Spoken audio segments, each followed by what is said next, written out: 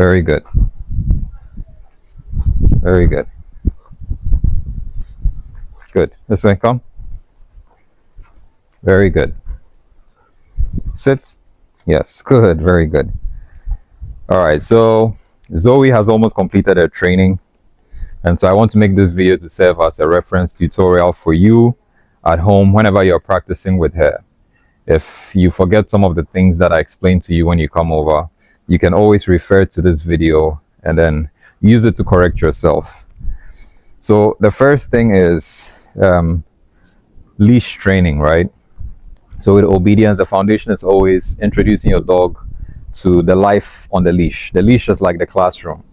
So every time you're practicing with your dog, first thing you get is your leash and your collar.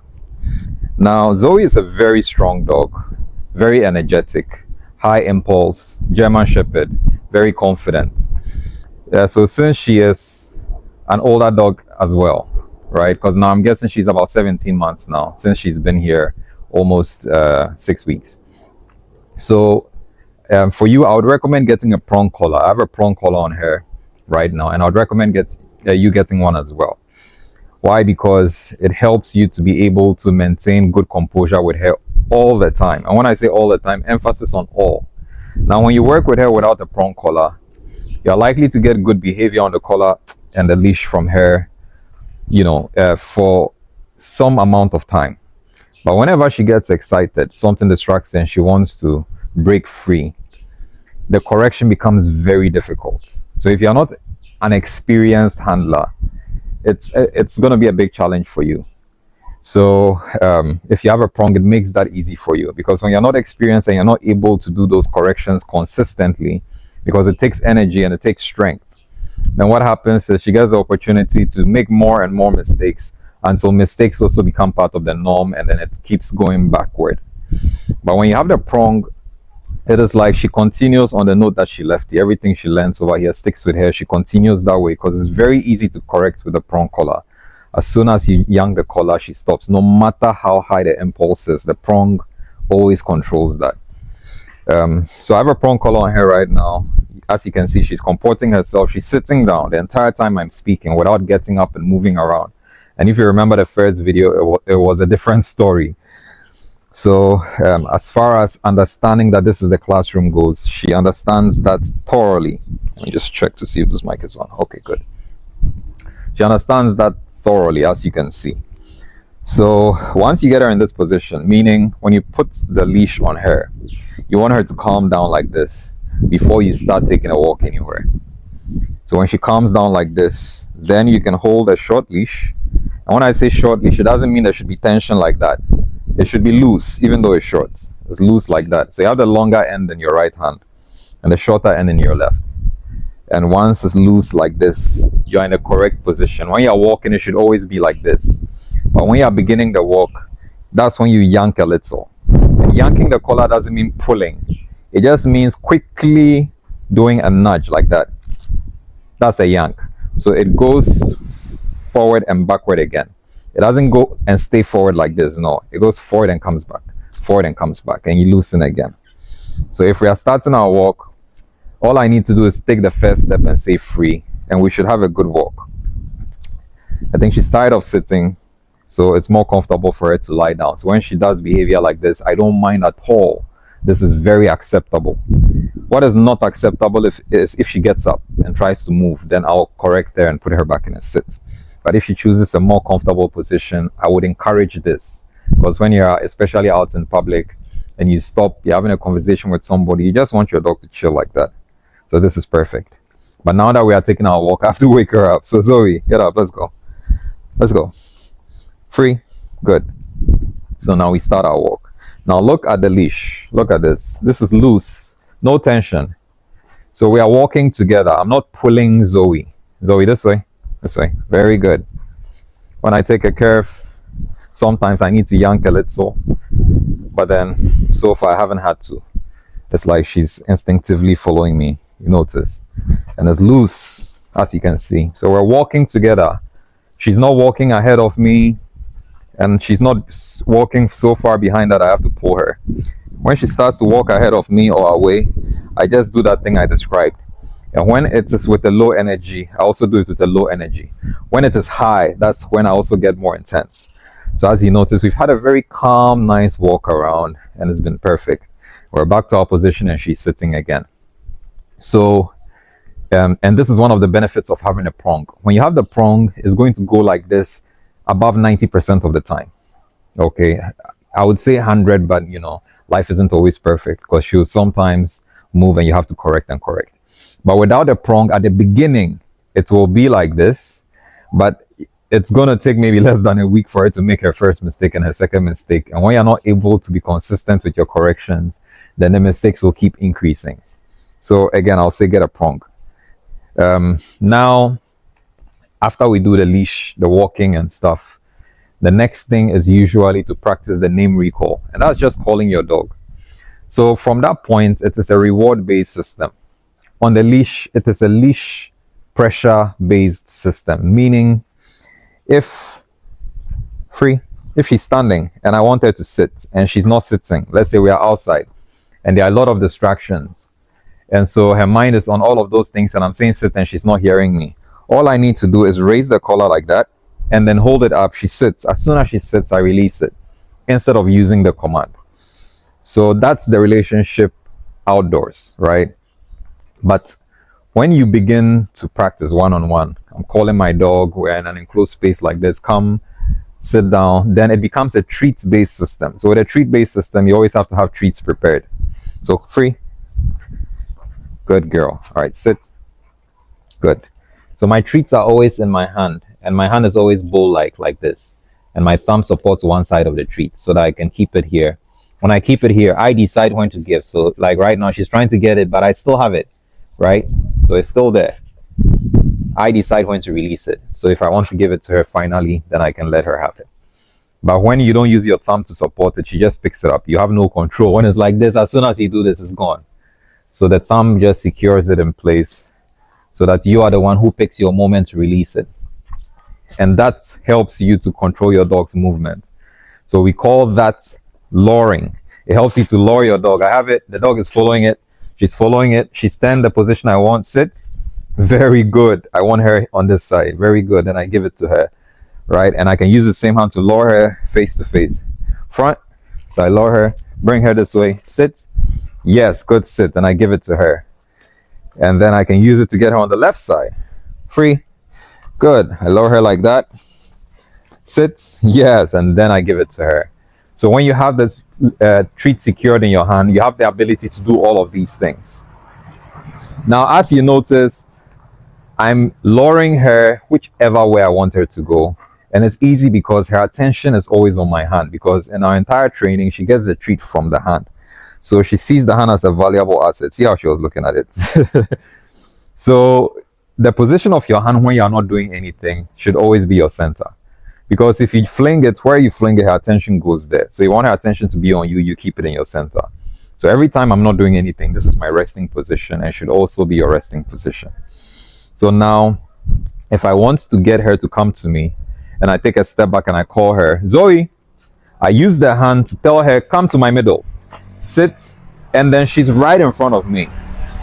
That's where the hand and the treats come in, right? Good sit, give it to her. So Zoe, if I say Zoe, Zoe is coming. Where is Zoe going to end up? She's going to end up in the middle because that's where my hand is. Zoe, come. Good. Look at that. Face to face. Very good. Now watch something. Zoe, my hand is on my side. Where is Zoe going? She's not coming to my middle. She's at my side. Sit. Look at that. So this is distorted. You don't want this. That's why your resting place is always here. So when you're calling your dog, in essence, all I'm trying to say is make sure your hands are in your middle, resting in your middle with your treats in hand, so that your dog comes to your middle. Good. Very good. And it's a face-to-face affair. Unless you want your dog side by side. And with a side-by-side relationship, it's not going to look like this. It's going to look like this. Free. Sit. Good. It's going to look like this. Because side by side, you are both facing the same direction. That's the idea. So you would need to lure her into that position like I just did. Yes, very good. So that's with the name calling, right? The next thing is understanding how to lure, and I've already demonstrated that to a point. So come this way. Very good. Sit. Yes, very good. That's what luring is all about. So when I'm luring her to my side, what I do is one leg is my pivot, my left leg, and my right leg keeps moving. So when I want to bring her back and turn her into a U-turn so that she can come to my side, I need to take her far back enough to make the turn. So I take one step back. Sorry. So I take one step back with my right leg and leave the pivot there because I want to always maintain this position. If I allow her to make me keep moving, then she's the master, not me. But because I'm the master, this is our spot. So if I want her here, she's going to end up right here. If I mark an X there, she should end up on that X. And the easiest way for that to happen is for me to have my pivot. But in order for me to get her to do a U-turn, end up on the X with her paws aligned with mine, I need to get her far back enough to do the U-turn. So it's easier when I take one step back with one leg, lower her back, see how far my hand has gone, turn her around, keep her there, and then I can bring her back with me, sit, and then she's right where I want her to be. So one leg is the pivot. When I want to break her to the front, I can do the same thing. Now she's used to it, so I didn't really need to move. But I want you to understand the technique when you don't get the desired result immediately, what you can easily do to make it happen. So even on the side, I don't really need to move because she's used to it. Sit. Very good. But if you want to understand it, that's how it works. One leg is always the pivot when you have to move, right? So leg forward and I bring her, sit. Yes, very good. Leg backward and I bring her back, sit. Yes, very good. And that's what luring is all about. And it's something you should practice. Then the thing is with shepherds, they have long muzzles, so it can be intimidating to give them treats. So let me come closer and demonstrate. Good. Sit. Come sit. Very good. I don't know if you can see from here. Let's step back a bit. Good. Sit. Very good. When you are giving your shepherd a treat, don't give it from above. Don't give it from the front. Give it from under the mouth. So remember, your hand is like a bowl. Put the bowl under her mouth. And when she picks it, she will not even bite you at all. You'll only feel her tongue. But when your hand is above, you might feel her snipping because she's trying to reach for it. And when it's in front, it's the same thing. She's trying to reach. You saw that. But when it's underneath, she just picks it up. And then she licks. And that's all you feel. Very soft touch. Right? So whenever you lure, you want to make sure your hand is always under the muzzle. And then you can move her around. Come here. Good. Good. Sit. Take it away when I'm asking her to sit. I always take it away when I'm asking her to sit. And when she's on my side, I take it above her head. Then when she sits, then I say yes, and then I give the treat. If it's in front of me, same thing. This way, and then I take it away. Sit. Very good. So I always say the sit as I take it away. Towards my face when it's face to face. Still above her head. So she's looking up, and then I reward yes. Put my hand underneath and give her the treat. Right? Then you should also be very conscious about the markers. And the markers are the yeses and the nos. So when I call her and she comes, I say, yes, good girl, and I give her the treat. When I say sit, and she sits, sit. No, this way. When she does the wrong thing, I say no, bring her back, sit. When she sits, I say, yes, good girl, or good sit, and I give her the treat immediately. When she does anything you say, the first word to come out from your mouth should be yes. Before you do anything else or say anything else, you have to say yes immediately she does what you want. That's how she learns the language of yes and no. And yes will always be associated with the right thing. So anytime she's doing something and it's wrong and you say no, she will understand. And if she's doing something and it's right and you say yes, you are encouraging her to keep doing that. And she will understand that as well. So if you don't practice saying the yeses and the nos, then the training almost becomes useless at the end of the day. So please don't take it for granted at all. It's the most important aspect of all the 6 weeks we've spent together. So make sure you practice that. It may seem very simple, but when you're not used to saying it, you forget it so much. So be conscious about it and practice it. So if I call her, come, good girl, sit, yes, good sit, I reward. If all I wanted her to do was come, yes, good girl, I reward. Yes for coming, yes for sitting, yes for lying down. If I want her to stay, yes, good girl, good sit, and I move back and she's still there and I come. I say yes and then I reward because this is what I want. And then when I say free, Yes, good girl. And I reward. So yes for every single little thing, right? Then now the next thing is basically the commands. So she knows how to sit. So Zoe, come sit.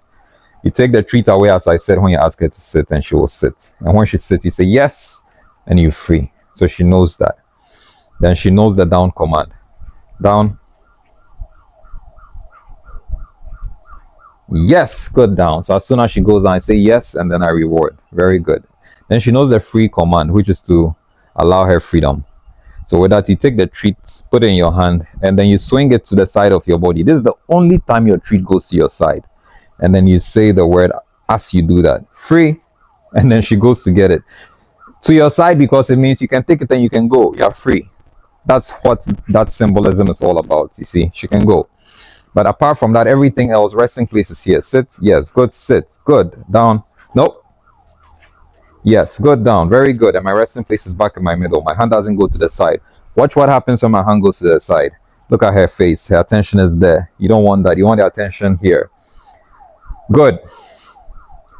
Now when she's in the down and you want her to sit, you hold your hand above her head, right? So if the treat is in my hand, I hold it above her head as I say sit, to encourage her to get up, because down is a very comfortable place to be.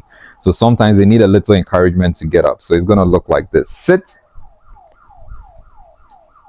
Good girl. Good girl. So when that happens, I lower it a bit and then raise it again to encourage her to get up. So that's what I meant by down is a very comfortable position to be. So yes, very good. Very good sit. Good girl. So let's try that again. Down. Down. Yes. Good, down. Right? So we're going to do a sit from the down again. Hold it over her head. Sit. Yes. Good sit. And then you reward. So she knows how to do the sit from the down position as well. So she knows how to sit, she knows how to lie down, she understands the free command. Free.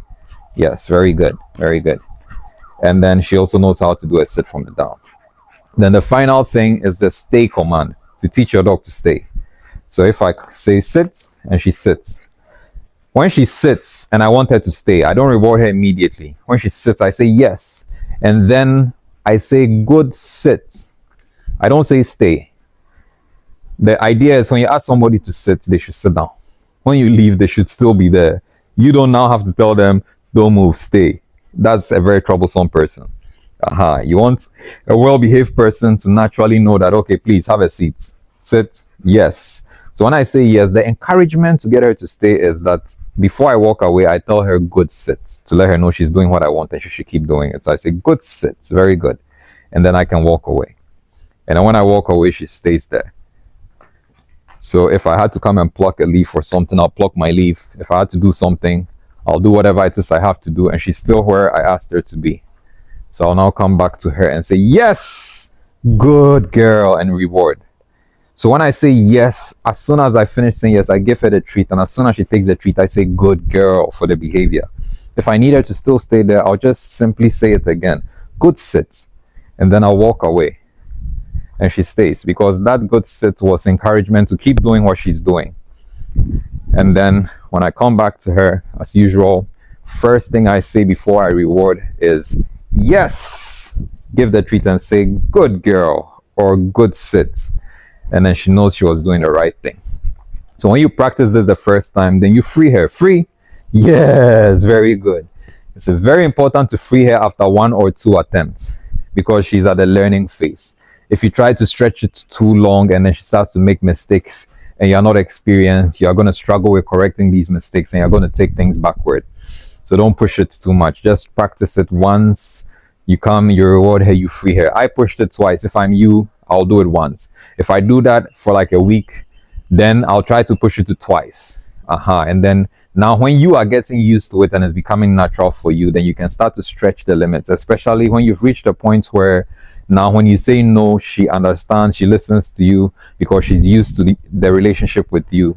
Then you yourself will find the confidence to say, oh, I can stretch my dog, and when I stretch and she gets it wrong, I know how to correct it. And speaking of corrections, so the correction for, let's say if I say sit, and then she sits and I say good sit, and I'm walking and she breaks free. Let me see if I can tempt her to break free with a treat in my hand. So I say sit, good sit. Then I'm walking, and then she breaks free. You see, I use the treats to tempt her to break free. I'll say no. As soon as I say no, and she sits here, that's not allowed. We have to come back to the same spot. So I'll lower her back. Come back. Come here. Good. Bring her back to the same spot, the same direction, and then sit. Yes, good sit. And this time, keep my hand in the middle. Then when I'm walking away, good sit. And then I leave her alone. That's how to correct when she makes a mistake from the sit. You always bring her back to the same spot. Make sure you always bring her back to the same spot. If she breaks free and she's following you and you say no and she sits where you broke free, don't continue from there. Lower her back to the same spot. Yes, very good. And then practice with her. And when she gets it right, you reward. So she's learned to do the stay and the sit position and also the down position. Good girl. Free? Yes. Very good. So I'm freeing her before we do the down, because it's important to get her used to understanding that when I sit and I stay, the thing I'm waiting for, the signal I'm waiting for to become free is the free command. So it's also good to make sure that you are freeing her after every attempt or two. Good girl, good sit. All right, down. Yes, good down. Same thing. And then I walk away. So remember, you say yes for the behavior. And then right before you walk away, you tell her good down, because you're encouraging that behavior. And then you walk away. And when I come back, I say yes, and I reward and say good girl, very good. And if I have to go back again, good down, I say good down to encourage the behavior.